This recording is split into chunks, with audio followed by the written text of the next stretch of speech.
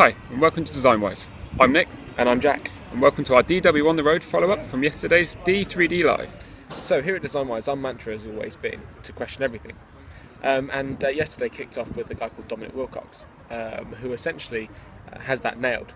He's got a book out at the moment that you might have seen called Variations on Normal, and he essentially just breaks out from normality, if you like, and escapes to his own little world where all of his creations, all of his ideas are just so based on free thinking that he has no limits of the norm, if you like. I love the way that he does question everything. He just questions the way that we do things. All his sketches are all about questioning why we're doing things and how we're going to do them.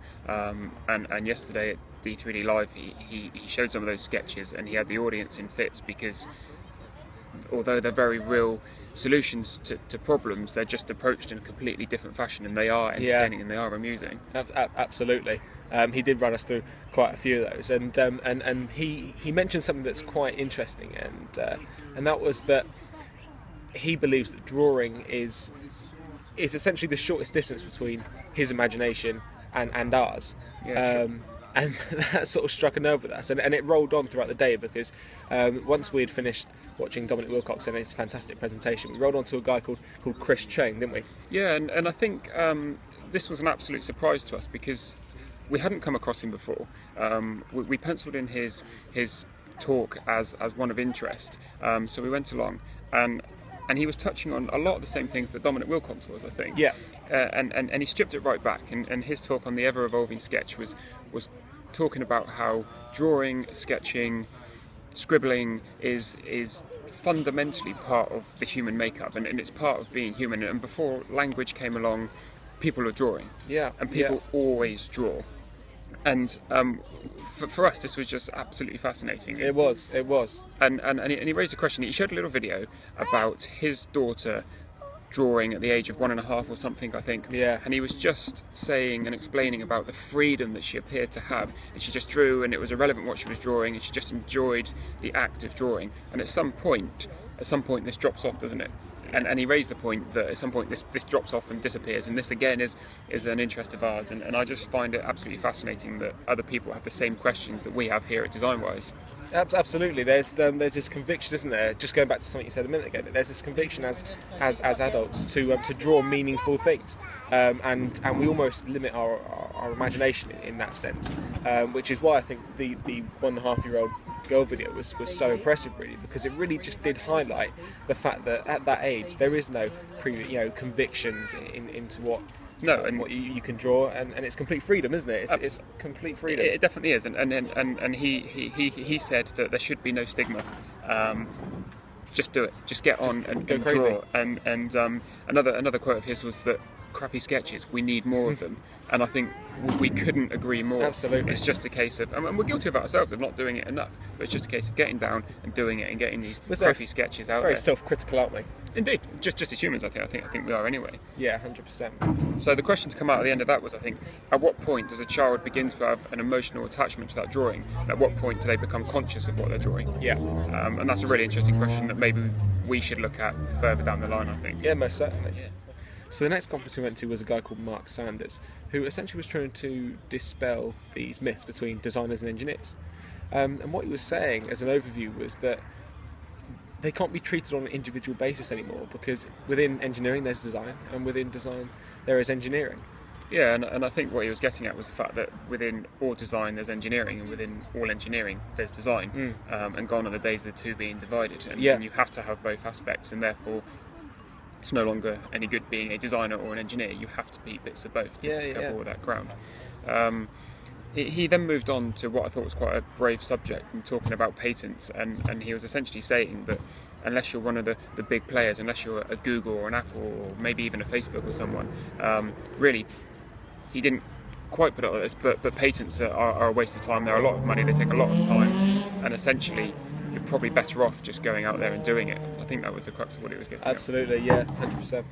So Mark then introduced some of his bikes and some of his previous projects. He showed us all his can openers, etc., which was all part of his patents talk as well.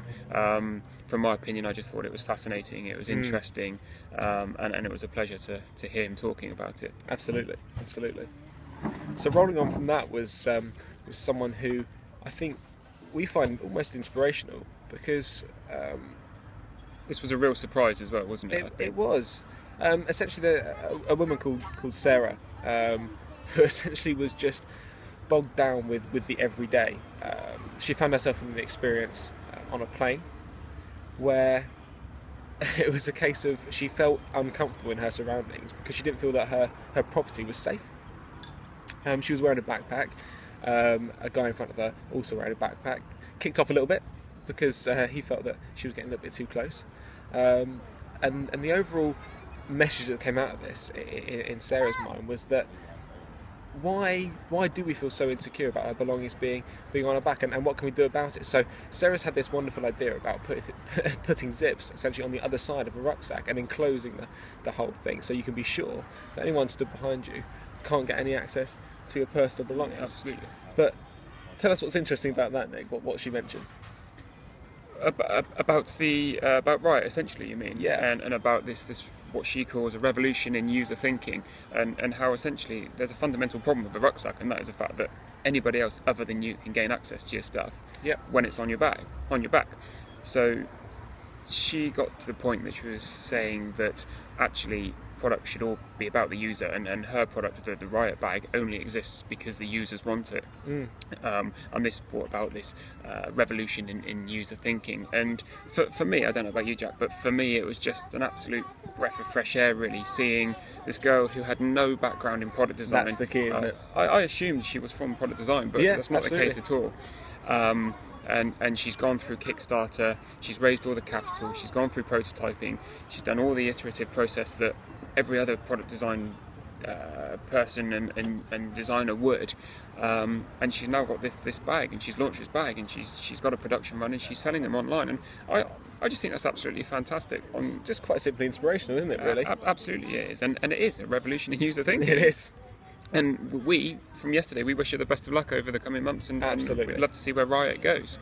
So from there we moved on into the afternoon session, and in many ways this was the big event of the day, based on what we saw last year. I think that's fair to say.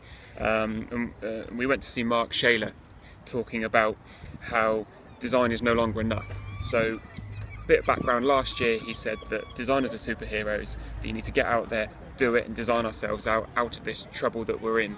This year he came back and said that is no longer enough. We need to think differently, and we need to do things differently using our design skills to do that. So what was it you spoke about? You spoke about reshoring, bringing manufacturing back to the UK. Reshoring was a big one, because he was essentially saying that it's almost become a bit of a habit now that we design things in the UK and we ship them out to the Far East for manufacture and whatever else.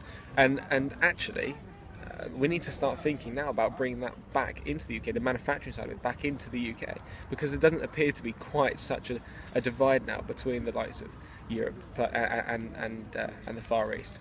No, and I think on that same note, he introduced this blended consumerism that I hadn't come across before. No, likewise.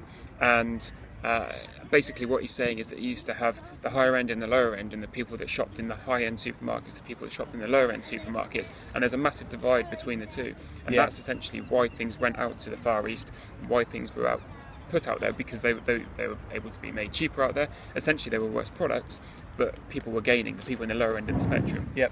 And what he's now suggesting is that this blended consumerism, people shop at the high end, people shop at the low end, and it's all blended, and that changes things, and that makes a massive difference to the economy. British manufacturing in the Far East, whether the Far East are actually subcontracting Africa to be making their products for them because their living standards are raising.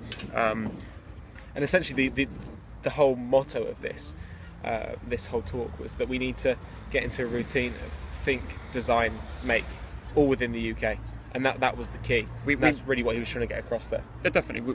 He was saying that we may need to pay a little bit more for our products, a little bit more for our stuff, but essentially if we want the UK economy to survive, that's based on engineering, design, manufacture, then that's what we have to do.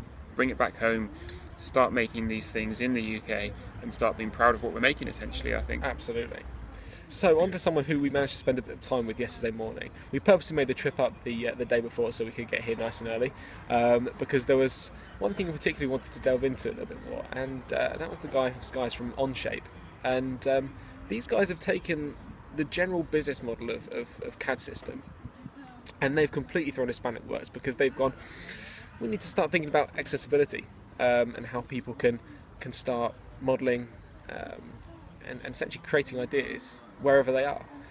So these guys have taken a CAD system, usually an install-based CAD system, and they've put it up in the cloud, and it's essentially something that runs in your browser. And we could go on about this all day, couldn't we, Nick? Because it's such a fascinating thing for us. It's such a new revolution in the way that we interface with CAD. For my opinion on this is an absolute step change in 3D CAD, well 2D CAD as well, but just CAD in general. This is an absolute step change, and it will be fundamental, if not very, very soon, over the coming years, and it's definitely something that we will be, and you should be keeping an eye on as well, I think.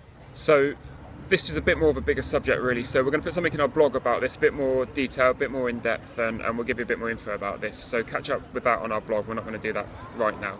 So on the back of a really, really good show, a really positive day, unfortunately we did run out of time this year. We just did not have enough time to see it all. And there's a few things that we would like to mention that we think are absolutely relevant, and that we'll probably put back in the blog as well. One of those is Frame. Frame, yep. So to give a little bit of background, Frame, I believe, as far as I understand it, is an online browser-based platform that you can take any hard install and access from anywhere. Is that fair? That's the message I got across as well. So Frame looks really interesting. Have a look at that. The VR stuff for me was really exciting this year. I think this is really going places. I don't quite know an application yet, but it could be exciting. We ran out of time to look at that stuff as well. So I would check that out on probably the D3DLive website. Have a look at that. 3D scanning was the other one. 3D scanning. 3D scanning was the one that. Well, I mean, we were quite keen to go and have a chat with the guys, but as Nick said, we just sort of ran out of time.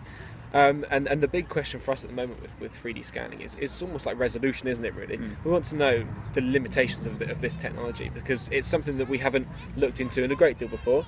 We don't utilise on a day-to-day basis. As goes along with the DesignWhys mantra, question everything, we're quite keen to dive in there really and get into the bones of it, aren't we? I think it's the same as the VR really, isn't it? VR, 3D scanning, and probably cloud-based computing. It's all stuff that we're going to talk about in the future. It's all very real, it's all definitely here. What the applications are, we'll find out soon. Absolutely.